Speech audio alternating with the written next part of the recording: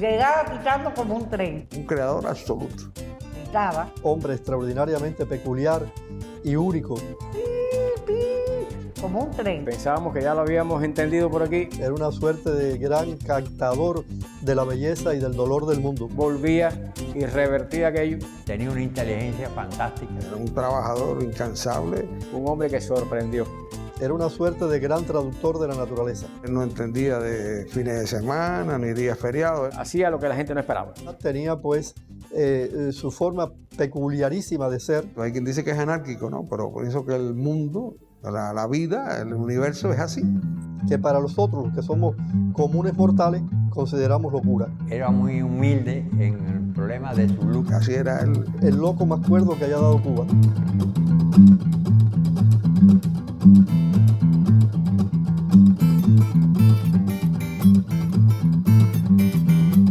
Signos nació de un trauma.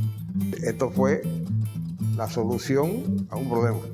Aceptó una invitación en Bulgaria y se fue para Bulgaria a un evento.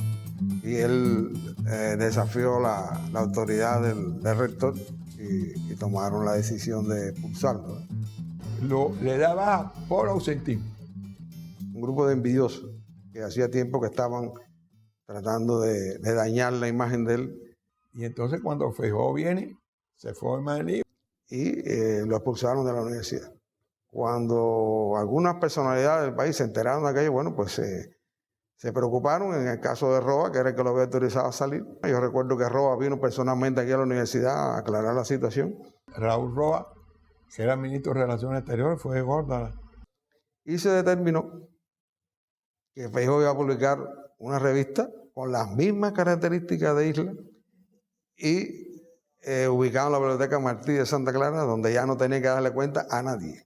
Él luego se burlaba de la revista Isla, la llamaba Cayos, cuando dejó de ser la Isla de Feijóo. O sea que el tiro le salió por la culata a los envidiosos, puesto que Feijóo logró tener una revista personal, que es algo que yo creo que más nadie ha tenido ese privilegio en Cuba, de que tenga una revista para hacer lo que considere.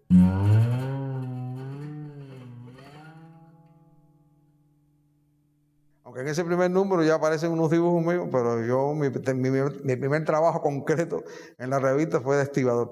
Se funda en el año 69. Recuerdo que llegó el primer número, eran alrededor de 30 cajas. Una revista de autor es aquella en que una persona determinada le imprime todas sus características. Fue una tarea bastante difícil porque a subir ininterrumpidamente 30 veces las escaleras esas de un piso que tiene 30 escalones. Ya la revista Signo la tildaban de insólita.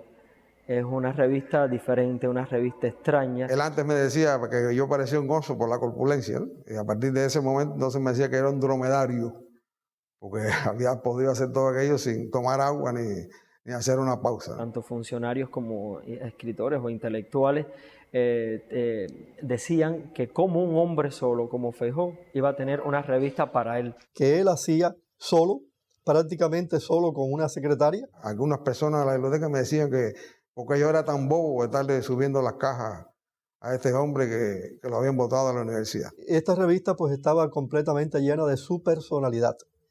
Quiere decir que la revista Signo se parece a Feijóo, una revista que puede ser disparatada, que puede ser media alocada, que puede ser primitiva, poco científica. Que él la vigilaba desde que la revista se comenzaba a emplanar hasta que salía a la calle, vigilaba incluso hasta su distribución.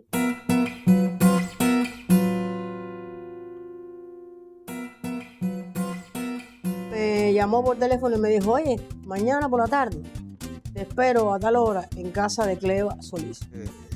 A Riverón yo fui la persona que le enseñó la primera Signo. Fue en el parque de Santa Clara, estaba Ramón Rodríguez Limón. Y no podía imaginar eso, que estando en el PRE, siendo un jovencito, y no pudo imaginar en ese momento que iba después de ser el director. Cuando entré a la sala, aquello era el reguero total. No me imaginaba que eso pudiera ser una revista, pero me estaba enseñando. Una cosa que no tenía ningún color. Recortes de títulos, recortes de trabajos, recortes de cartulinas, de papeles, de cartulinas más grandes, cartulinas más pequeñas, tijeras, cartabones. Y alguien podría decir que era la antirrevista. Sabes que Feijóo rompía todas esas convenciones como editor. Él no respetaba caja tipográfica ni nada de eso. Nada, es que Samuel Feijóo estaba en ese momento empezando a hacer el número 19 de Signos y me había dicho que fuera porque me iba a publicar unos poemas y una foto. Una revista única de su tipo en Cuba.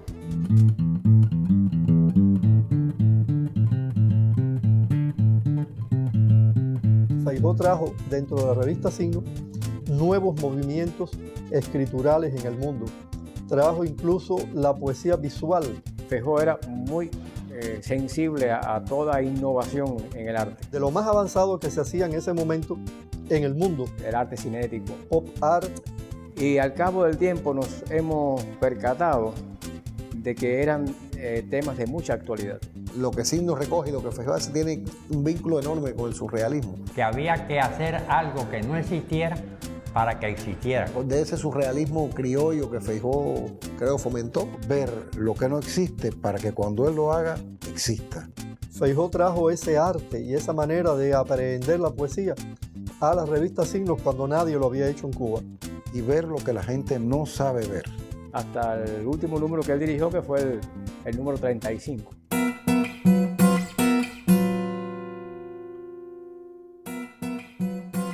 Hay varios monográficos a países. Estos números monográficos se agradecen mucho. Estos números monográficos se venden. Números que se recuerdan con mucho cariño son el número dedicado a la pelota, pelota de Manigua, los pequeños pueblos, las nobles bestias. Y de pronto, bueno, podía aparecer uno sobre cuarteta, dicharachos, refranes. Incluso uno de los números de la época de Manolito provocó un pequeño escándalo. El tan mencionado número 63, Eros, Sexo y Relajo, que es un número que lo estamos previendo desde la época de Carlos Alé. Incluso incluye su autobiografía. En un par de números pone su autobiografía, que no llega sino hasta la adolescencia y juventud.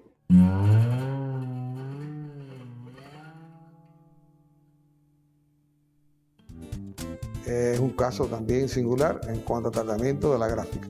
Ecléctica, inclusiva, donde tú podías encontrar lo mismo un dibujo de Lezama Lima que de Alisa Alonso. El Retamar, de Lezama Lima, de Nicolás Guillén. A ver, Guillén, hazme un garabato aquí. Guillén hace un garabato, le dice, Feijóo, ¿cómo estás? Ya le escribe más adelante, estoy bien, ¿cómo te va por aquí? Ahí están toda esa serie de dibujos en la galería esa extensa de Signos. Pero también uno de Robert Altman, de Picasso, de Lan, de Portocarrero. Estaba Dubuffet, el francés, que también participaba en la revista expresamente para la revista. Muchas veces muchos garabatos y dibujos y letreros que es Feijóo conversando con alguien a través de dibujos. Y eso, bueno, es muy espontáneo. La revista tiene un espíritu de espontaneidad.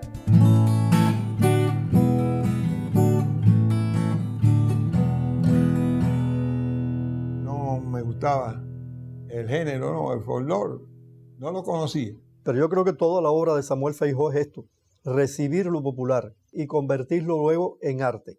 Pues bueno, cuando yo empecé a escribir, a investigar leyendas y tradiciones y costumbres, me di cuenta de lo que le falta a un escritor. Es como un deslumbramiento. Recoger, recopilar y luego convertir esto que él recogía y recopilaba en arte. Esas son sus novelas. Esos son sus cuentos y eso es su pinturería. El folclore enriquece al escritor, pero como folclore puro, también es de lo más atractivo. En sus andanzas campestres, investigando sobre la literatura, sobre la música campesina, bueno, pues él investigaba todo. Siempre andaba con sus habitas, iba al Escambray, a Remedio, a Camajuaní, a muchos lugares a recoger todo lo de poetas, de cuentos y dicharachos. Veía el fenómeno completo. trata de rastrear la huella, esta huella de la cultura popular tradicional cubana, pero en sus más inmediatos testimoniantes. A una búsqueda de campo recóndita, de buscar lo específico, lo local. De decoraciones de algunos bohíos cubanos que él encontró decorados. Feijó recoge lo popular, pero hay que tener mucho cuidado. Feijó no es un populista, ni Feijó es un populachero. Es una visión universal de la cultura como espacio, pero también de todas las manifestaciones, todas las voces están en su revista. Porque en definitiva la cultura es todo. No era una revista de élite, pero tampoco era una revista que soslayaba la alta cultura, ¿no? Una visión muy democrática de la cultura. Sin que ello signifique abandono del rigor. También Feijó lamentaba a veces, él se lamentaba de que sus versos no los entendiera el campesino.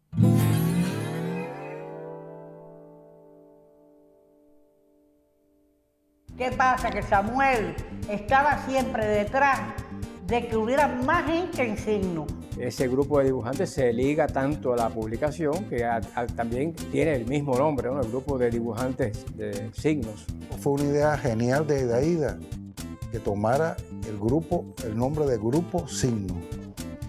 No, yo creo que eso fue Samuel el que le dio el nombre. Feijó inicia el trabajo gráfico con el grupo de dibujantes de allá de Cienfuegos, donde estaba Horacio Leiva, Ángel Hernández, el descomunal Duarte, y luego nos vamos sumando los de acá de Santa Clara, Aida Morales, su esposo de Alberto. Y decía comida para papá. Cuando él decía comida para papá, era que había que traerle todos los dibujos que habíamos logrado. Consígueme dibujante, que me hace falta ilustraciones de dibujante. Nos incorporamos nosotros dos y mediante la relación de nosotros dibujando aparece Pedro C. ¿Pedro C para qué? Eso fue una locura. Aquello era realmente alucinante, ¿no? ¿De quién es eso? Digo, de Guaracabulla. Al otro día por la madrugada salíamos Adalberto, Samuel y yo para Guaracabulla. Personas que tenían una gran imaginación e iban dibujando y que Feijó supo nuclear. Un grupo que tiene como si recogiera el aire aquí de Santa Clara, la luz de Santa Clara, que nos ha hecho crear una personalidad muy fuerte.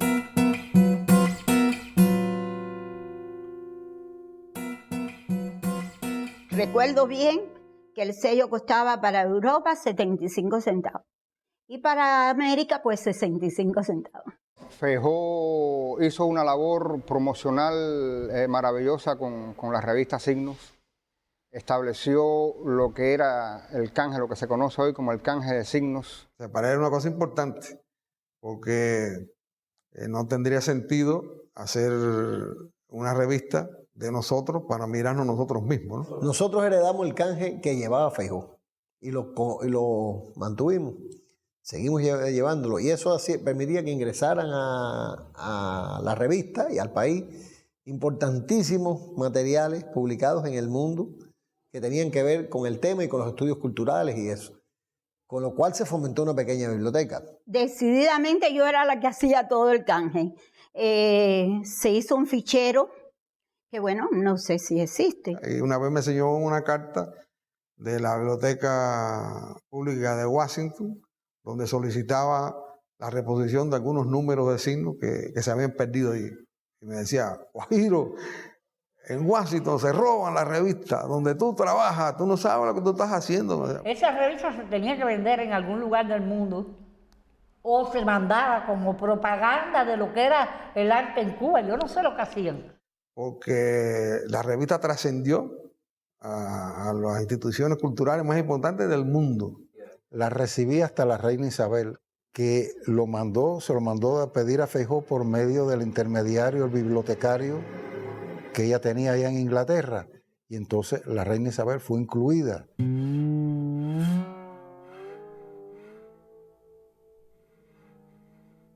Yo creo que luego Signos ha tenido una evolución natural, la evolución post-feijosiana. Ha sobrevivido, que ya es mucho decir.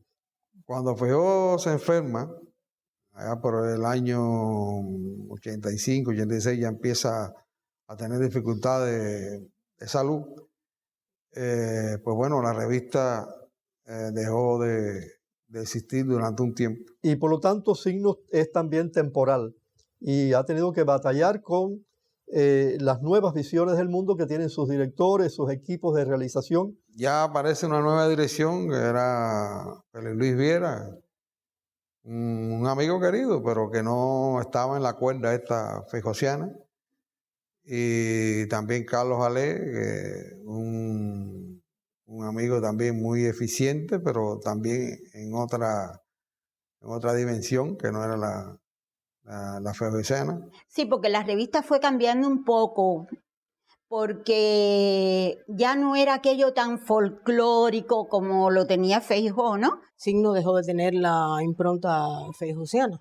Yo creo que nunca estuvo en los editores, que eran Félix Viera y Carlos Salé, salirse de las expresiones populares porque siempre querían esa recopilación.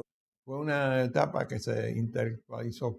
Querían darle un cierto toque de rigor en torno a por donde iba la ciencia de la investigación, por donde iban los cánones de la investigación sociológica en aquella época. Incorporan ya estudios científicos más profundos, antropológicos y también de la cultura popular. Que era un toque nuevo, si era un toque nuevo sin abandonar lo otro. Quizás tuvo mayor peso esto nuevo, este afán de darle a la revista un cierto sabor científico que no lo había tenido nunca, ni fue propósito de Feijó. La culpa de eso no la tiene nadie, porque se empezó con personas que no estaban muy relacionadas con Feijó. Después que Samuel se muere, a mí me publicaron una sola vez. Cuando estaba en manos de Feijó era la obra de un hombre, una revista obra de un hombre que tenía una concepción del mundo determinada. Actualmente, pues la revista Signo es la obra de varios hombres y mujeres que tienen concepciones del mundo a veces hasta incluso encontradas.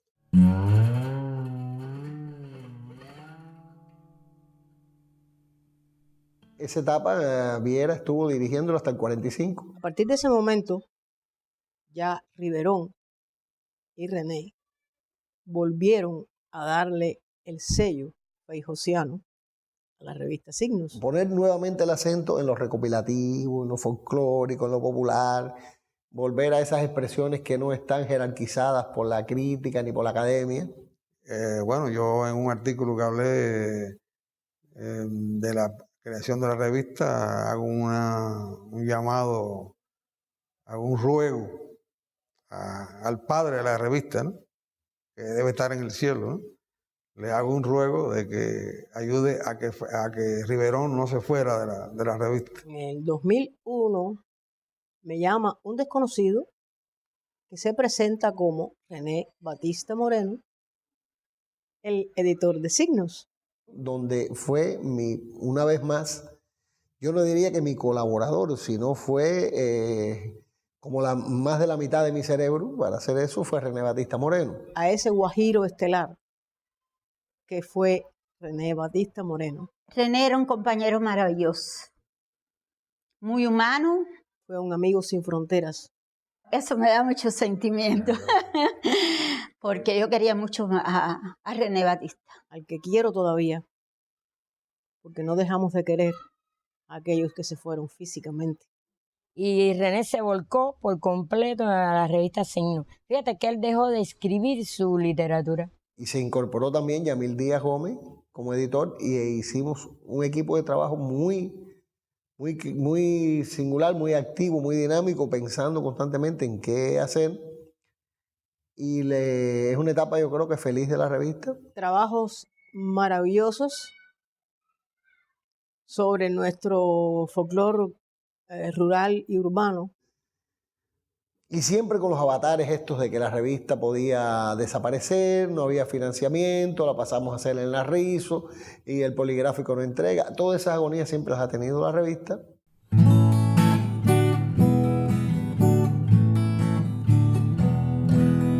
Signos es una revista en la cual la cultura popular tradicional y sobre todo campesina se transmuta en arte. Como un guajiro llegó a ser una guitarra de yagua. Es como cuando uno entra a una casa de cultura. Porque en la Casa de Cultura tú ves la plástica por aquí y la literatura por acá y la música por allá, porque tiene música también, tiene letras de canciones. Es más que eso que dice Aida. Para mí es un gran museo. Pero es una Casa de Cultura, la Casa de Cultura de verdad tienen de todo.